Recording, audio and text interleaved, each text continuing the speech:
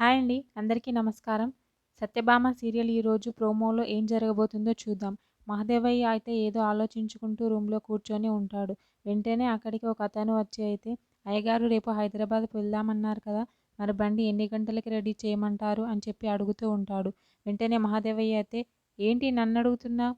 అవన్నీ చిన్నగాడికి తెలుసు కదా! చిన్నగాడినే అడుగు వెళ్లి" అని చెప్పి అంటూ ఉంటాడు మహదేవయ్య.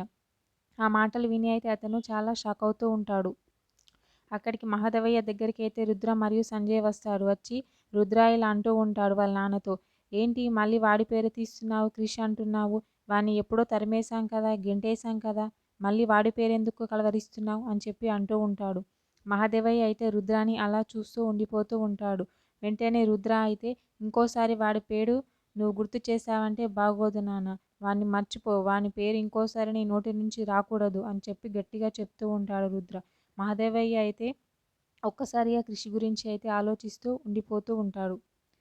సత్యతో చక్రి ఇలా మాట్లాడుతూ ఉంటాడు. క్రిష్ వాళ్ళ అమ్మ గురించి నిజం చెప్దామంటే ఎందుకు ఆపావు సత్య నన్ను? ఎందుకు చెప్పనివ్వలేదు క్రిష్‌తో అని చెప్పి అడుగుతూ ఉంటాడు. వద్దు మామయ్య చెప్పొద్దు.